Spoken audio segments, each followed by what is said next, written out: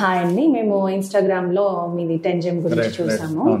ఇలా like year sales తీసుకొని marketing online చేస్తారు అని చెప్పేసి అండ్ పర్సంటేజ్ బేసిస్ వెళ్తారు అని చూసాము. So we were very interested. We are just startup అండి. So we thought of meeting you directly and would like to know few things. ఇప్పుడు వచ్చేసి మీరు అది అసలు ఎలా చేస్తారు marketing online related the per year basis the, అది కొంచెం డీటెయిల్స్ చెప్పగలరా? అది పర్ ఇయర్ బేసిస్ అంటే అది ఎలా ఉంటుందండి, first for example first e commerce website should be live.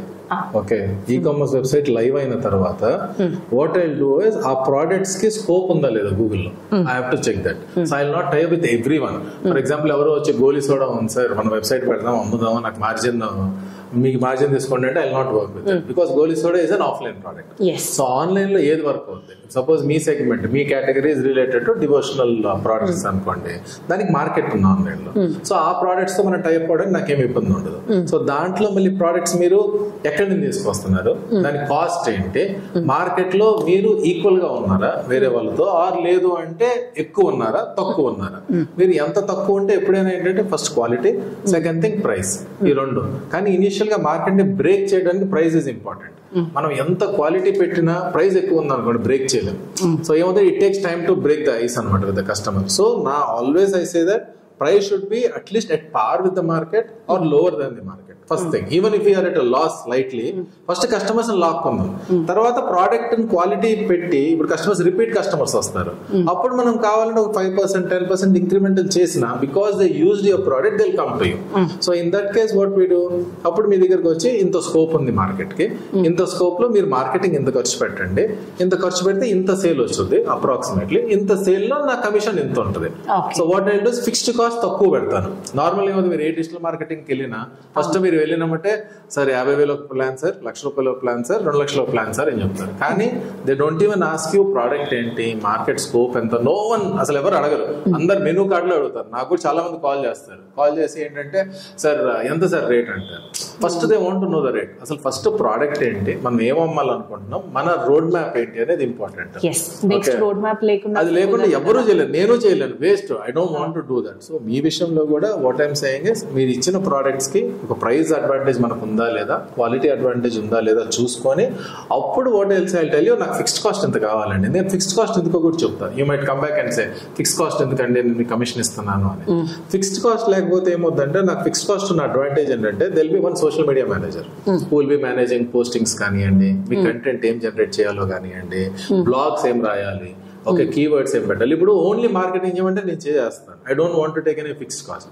But only marketing చేయడం వల్ల మీకు సేల్ రాదు, సేల్ అస్సలు రాదు. మీరు జస్ట్ స్పెండ్ చేయాలి అంటే మీకు సేల్ రాదు. అలా అంటప్పుడు అందరు ఈ కామర్స్ లో ఉంటారు, అందరు కోట్లు సంపాదించుకునే వాళ్ళు.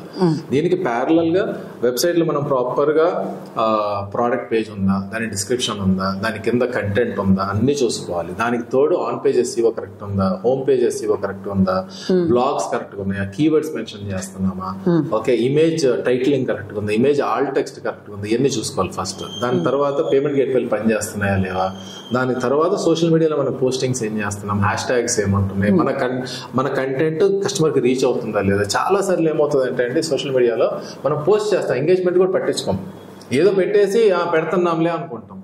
అసలు యాక్చువల్ గా అలా చేసి వేస్ట్. అందరు ఏంటంటే 3 పెడదాం 4 పెడదాం వారానికి అని అంటారు. There is no reason of ఎందుకు చేస్తున్నారో తెలియదు, ఎంగేజ్మెంట్ చూడరు.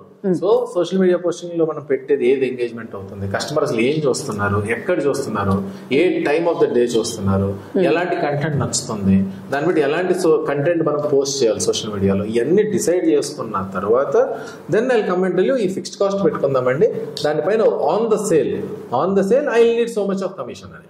It depends on market to market, అంటే కేటగిరీ టు కేటగిరీ. ఇప్పుడు అపారల్స్ అనుకోండి మార్జిన్లు ఎక్కువ ఉండవు, అంటే కొన్నిట్లో ఉంటాయి. శారీస్ అనుకోండి ఎక్కువ మార్జిన్ ఉంటుంది, షర్ట్స్ వాటిల్లో వీటిలో until unless your manufacturer margin ఉండదు.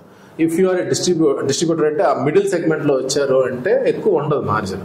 సో కేటగిరీ టు కేటగిరీ, కొన్ని డివోషనల్ ప్రొడక్ట్స్ లో మార్జిన్స్ ఎక్కువ ఉంటాయి, ఆయుర్వేదంలో ఎక్కువ ఉంటాయి, ఓకే హోమియోపతిలో ఎక్కువ ఉంటాయి, ఓకే ఆర్ లేకపోతే ఇంకా మీరు చూసుకుంటే ఇలాగా డైరెక్ట్ ఇండస్ట్రీ నుంచి వచ్చే ఫర్నిచర్ లో ఎక్కువ ఉంటుంది. ఫర్నిచర్ కూడా మ్యానుఫ్యాక్చరర్ అయితే మీరు మధ్యలో మళ్ళీ ఏ మీడియేటరో డీలరో అంటే వర్కౌట్ కాదు. సో ఆ కేటగిరీని బట్టి I come back and say madam I need so much of commission, whether it is 5%, 10%, 15% or 20%. So that is how we work. దాంట్లో కూడా స్లాబ్ రేట్ పెట్టుకోవచ్చు, ఇనిషియల్ గా తక్కువ పెట్టుకోవచ్చు, కొంచెం పెంచే కొద్దీ నాకు కూడా పెంచుకుంటాను. సో మీకు పెయిన్ ఉండదు, it doesn't pinch your pocket or it doesn't pinch me.